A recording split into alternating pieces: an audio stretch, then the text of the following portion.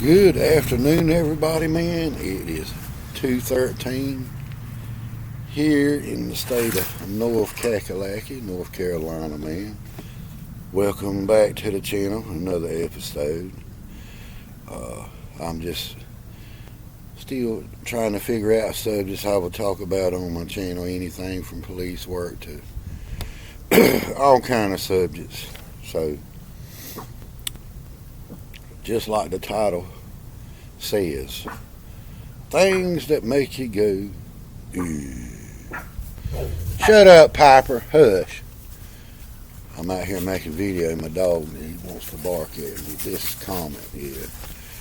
I'm a dog dad just like the dog, man, so when you do videos, you're going to have to put up with the dogs and the chicken and the roosters crowing and all that stuff. But, unexplained. Do I believe in Bigfoot with the talk about cryptoids and all this stuff on TV and social media and other YouTube channels? The subject kind of makes me have an open mind because of stories that I've heard by credible people. People you wouldn't think that it would come from, you know, and it's starting to be more open. Whereas back in the day, people kept it quiet because they thought people think they were a complete idiot. But Bigfoot, known as Sasquatch, Skookum, Grass Man, Hairy Man, Skunk Ape, Booger, and there's a friend of mine, David, that lives in Arkansas, and y'all know the story of Boggy Creek in Falk, Arkansas. He's from Arkansas and he don't believe in it, but that was a story where a hairy creature attacked a whole family while they were in their cabin or house, if you will, or old farm. The next day they all packed their stuff and moved out, and people had sightings of the thing. And then here in Bladenboro, North Carolina, we got a story about some kind of devil where I know a gentleman that he said he had his pit bull chained to a doghouse outside, a big pit bull, and he said something broke the pit bull's neck and broke the chain from the doghouse, and he found the dog deceased the next day. And there were footprints in the area, and a lot of people were looking around to see what could have done it, because pit bulls usually hold their own, and there was a lot of people losing their chickens and livestock and didn't know. And I'll have another story that'll kind of relate to, but Bigfoot,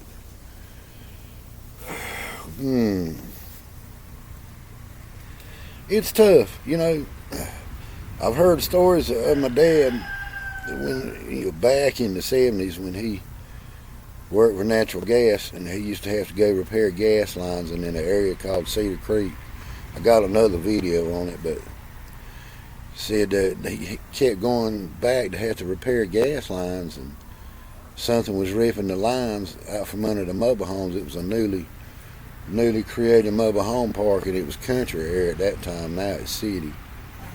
But he said something was pulling the underpinning out of the trailers and snatching insulation out and pulled the gas lines up from the road and pushed a big tree across the road where the people couldn't drive to get to their homes. And 2 or 3 people claimed back then that it was a Bigfoot creature that was out there terrorizing people, and there was footprints, pictures taken, and nothing ever came of it. And then there's the gentleman that was a farmer, a cow farmer, if you will, there in Green Swamp area, North Carolina. It's between Supply and Charlotte.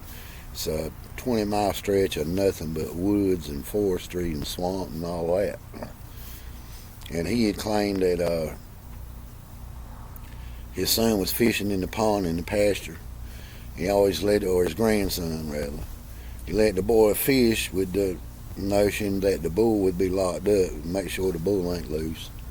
somehow or another the bull got loose, and the boy saw the bull and took off running toward the house, and the bull started charging at the boy, and the granddaddy was pulling up the driveway of his truck and saw what's going on and gassed it, trying to get out there to his grandson, but he wasn't getting there fast enough. And the game warden at the conference told us that the old man swore up down and said this Bigfoot thing came running out of the woods, grabbed the bull, slammed him, a 1,200-pound bull, beat the heck out of the bull, killed the bull, and just casually walked right back into the woods. Footprints all over everywhere, and I kept thinking, I had an open mind. A lot of guys in class were snickering, but I was listening. I got to thinking, what in the hell can handle a 1,200-pound bull? Throw him down like a sack of potatoes, beat him to death. The man said the only reason that he called for a game warden because he wanted somebody to witness the condition that his bull was in.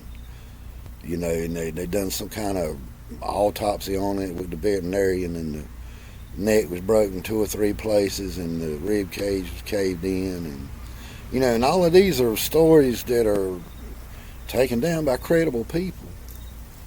And just have open mind. If you want to laugh at it, that's fine, but I used to be that way when I was little. When I heard Daddy tell the story about it, I didn't think about it till later on. They start having all these shows like Finding Bigfoot and Creature Seen and Mysterious Happenings and people going camping and something attacking their tent late at night. They don't know what it was, but I think it does. I think it needs to have some further investigation on it. That's my opinion. To each his own. I think it does. I think something's out there. I don't think it's from space. I think it's a living creature.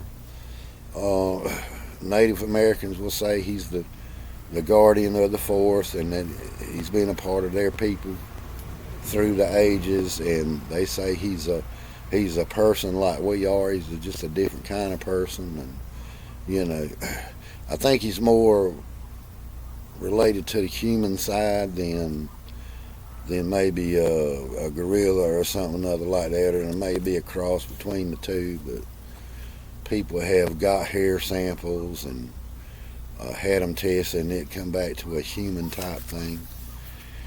But anyway, that's my take on it. To each his own, man. Damn yellow jackets, I can't stand them darn jackets. Let me get my pen. I throw my pen on the all the time doing something. All right, what's the next one? UFOs. Probably had to see one to believe it, but then having an open mind, I do believe when we had the Roswell incident, I think it was a real UFO that crashed, and the government covered it up. But more so, man, I think the government creates a lot of things that mimic aircraft that'll make you think it's a UFO, and that sort of the black ops. I think a lot of that's going on. I remember that the Navy pilots were doing exercises off the coast of California, and they told to go out and check on something because the radar kept picking up stuff, so they had to stop their training session, go out there and see what's going on. And one of the pilots said he come across a spear, looked like a clear beach ball with a small square thing in the middle of it. And he said he was in the cockpit, saying the thing was maintaining speed right with him.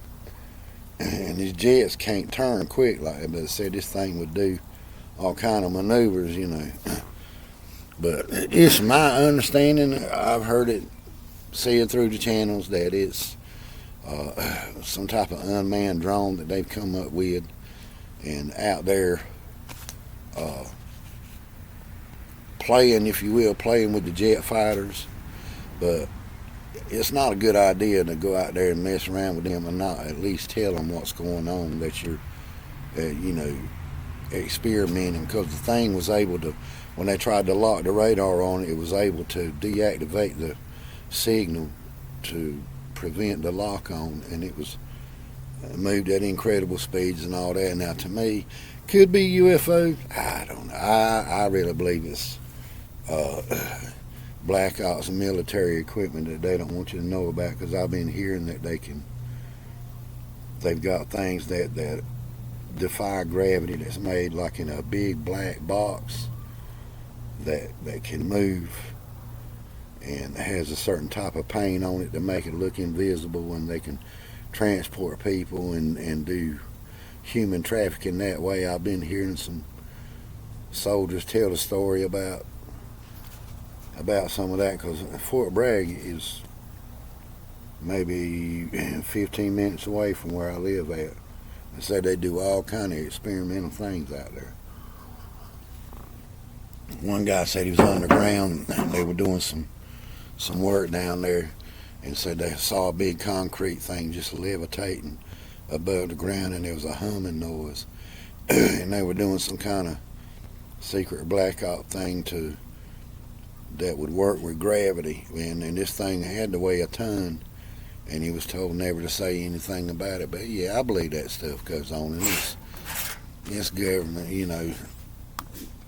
UFOs, things you see at night, man, you don't know if it's a aircraft or. But we've had situations where there'd be aircraft flying around with no lights on or nothing while we're on duty, you know. We get up with Fort Bragg, or they'd get up with us and say, look, we're doing co-op operation, we're just doing training missions. They call it the Robin Sage. But yeah, we're doing missions out here, man. We're dropping soldiers off and they're going through doing their maneuvers. We got aircraft out here. You may get a call on it. Of course, we've got calls on about, there's a UFO landed in my field, you know. Yeah, we got calls like that. But unexplained, more stuff like secret societies. Somebody said Illuminati. Yeah, I believe there's some rich people getting together, but you have to have a certain amount of money to be a part of that. I think that does exist. The way the government is, the two parties, and speaking of UFOs, there's supposed to be this big scare about this UFO going to invade, suddenly appear, and they're using this asteroid up there as an excuse to scare everybody into a one government type of entity. I don't believe that, because the leaders of each country don't even get along. That's going to have to involve the leaders of each country to come together up under one government. I don't understand that. Another one, people talking about the planes flying by and the spray and stuff. No, like you see the white smoke that comes out. I think it's so cold up there, and the exhaust, it's like when you crank a car in the wintertime, you see the smoke coming out. That's condensation and the exhaust coming from that. So I don't think that they're actually out here spraying stuff, you know. So, and the mystery that I was tying in with the Bigfoot thing, and of course Bladenboro. I'm about 15 minutes away from the Cape Fear River. Do a lot of catfishing there. There's recent sightings of black panthers being spotted along the banks of the Cape Fear River, up from between the DuPont area 87, which is Coleman County, and it goes into Bladen County up into Tar Heel, between Tar Heel.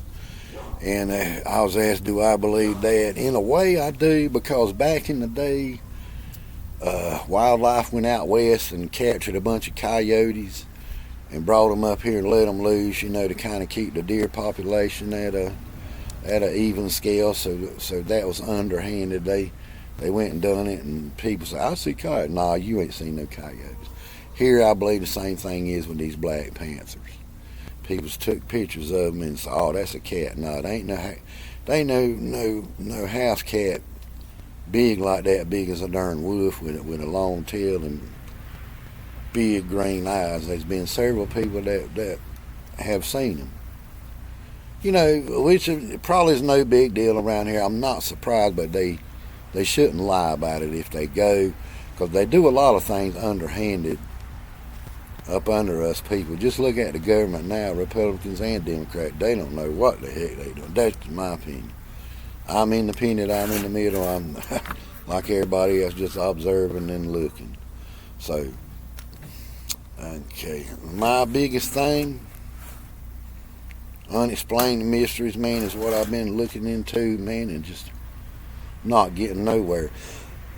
Is the disappearance, man, of these truck drivers. Trucks are getting hijacked, supplies are stolen, nobody knows nothing, and it's always in an area where cell phones don't work. It's a dry area. They can't get on the phone, call for help, nobody can do nothing. They're all black truck drivers.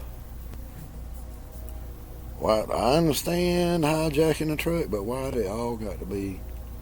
Why are they all black? What? Who is doing this stuff? To me, that's sending a message to somebody or some group, or I'm leaning more towards the Mexican drug cartels because they know how to network these supplies. They might be stealing the supplies and taking them to their camps, or the white patriot skinheads or these parties or whatever that have these camps around everywhere. I don't know, but somebody's doing it, and these people end up missing. Nobody hears from them anymore. It is very strange to me. Nobody knows nothing, not even the feds, nobody, because nobody talks. Ain't nobody gonna tell you nothing. But it's got to be some group out there that's very dangerous at doing it. They're probably disguising vehicles as police vehicles with blue lights, and they have police equipment. They stop in these trucks and they rob them. I don't know. But to each his own, man. So, into the unknown. Send me a comment and let me know what you think. Especially about the Bigfoot deal. I used to be like a non-believer, but now once I start, you see the evidence, you follow the evidence, and it makes you have an open mind. So if you like what you see and hear, man, hit like and subscribe, man. Y'all have a good one.